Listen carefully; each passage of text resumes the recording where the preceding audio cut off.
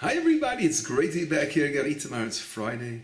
Let's get down to our Torah lesson. This week's Torah portion, we are opening up the new book of the Torah, Vayikrah.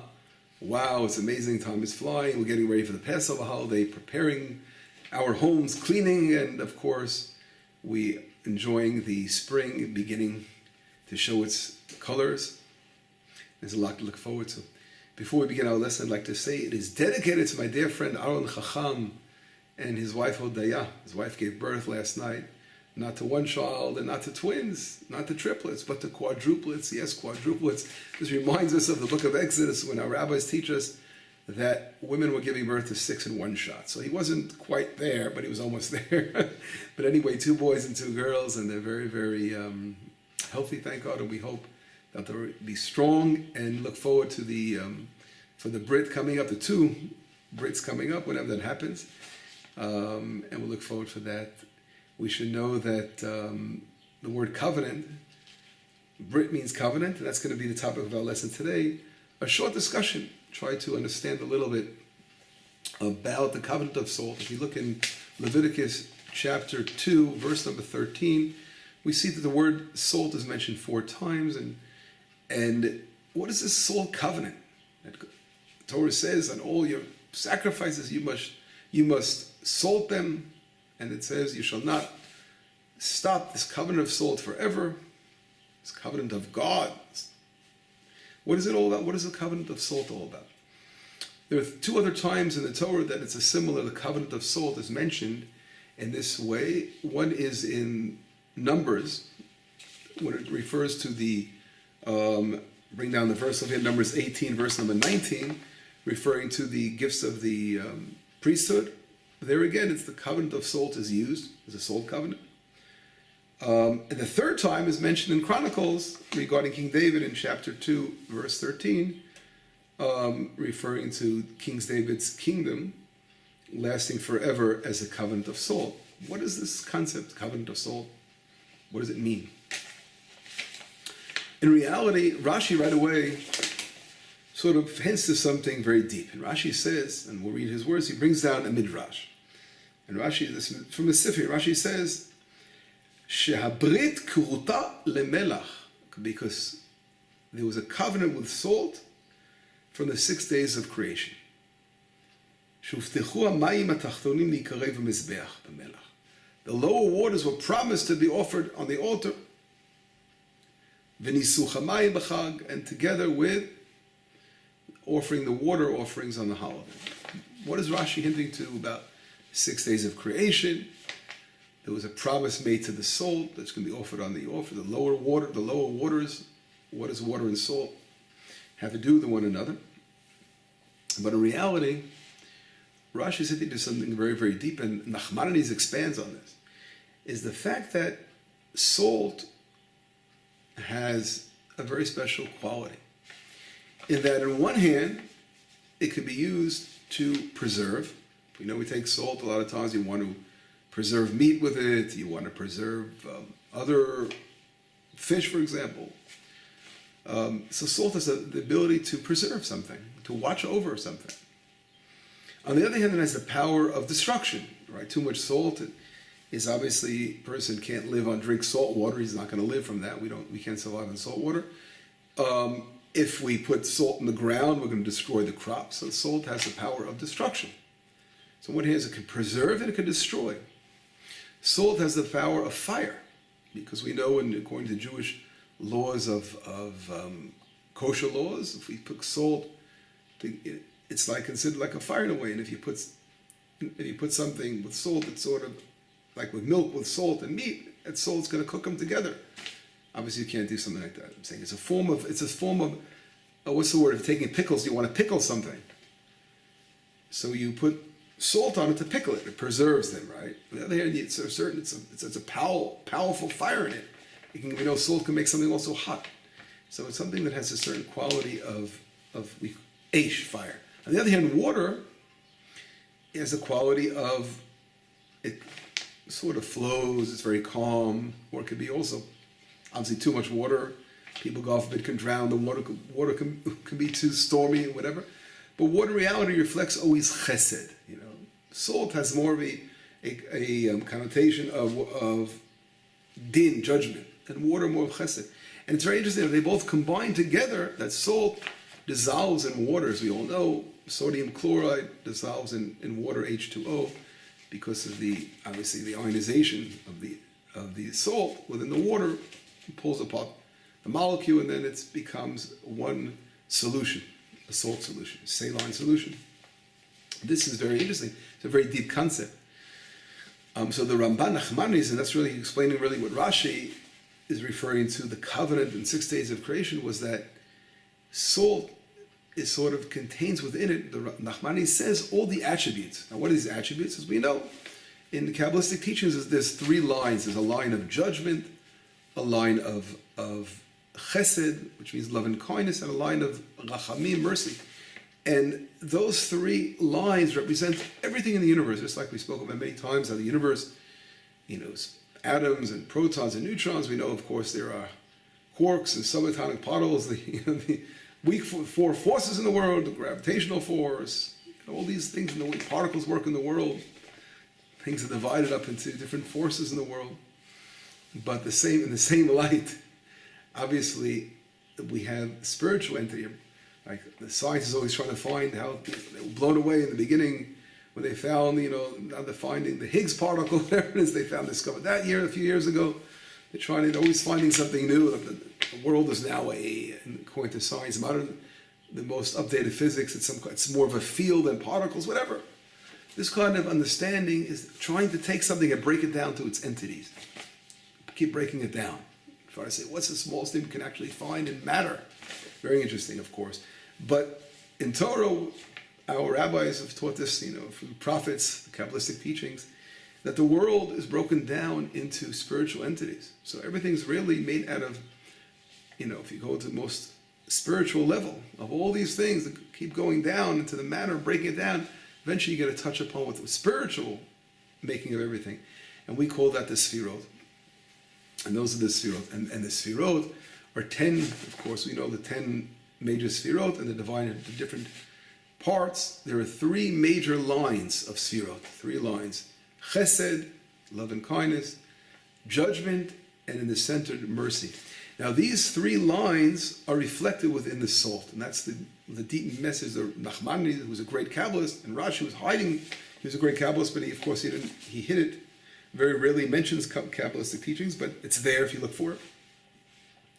They're referring to the fact that salt represents all the attributes. In other words, it's a combination of all these attributes. And that's really what was that covenant was made with salt at the lower waters at the onset of creation. In other words, when we come to do divine service, we want to combine all of existence and unite through our actions, through our divine service, unite to Hashem, the creator of the universe. And that is done through salt, the covenant. That's what this covenant of salt is all about. If we look further down, we see 2 other examples, as we mentioned before, where salt is brought down with the priest, the gifts of the priest in Numbers 19, we said before, Numbers 18, verse number 19, and with King David. Now, in the same thing there, obviously, the priests are those who are offering the sacrifices. They're the ones who are our emissaries. They're standing there and doing the divine service in the temple. And therefore, obviously, when they go ahead and they receive the gifts of priesthood, they have to receive it in a way of holiness, of knowing that everything they're receiving is all united with those attributes of love and mercy and judgment all together. And of course, not using it for their personal gain. Everything is to be focused to Hashem. The third, King David, as we all know, who represents Malchut. Out of the different sfirot that exist, we know that there are, the lowest sphere is called Malchut. That contains, it's like walking into a house and everything is there, all the furnished, completely furnished. And that's exactly, contains all the attributes. A palace, a king has everything is there arranged in the palace. And therefore, that's why King David is represented, his kingship was represented by the salt covenant. That all the attributes are united within his kingdom of love and mercy, love and kindness and mercy and judgment together as one unity, again, building a kingdom of worshiping Hashem with all those attributes.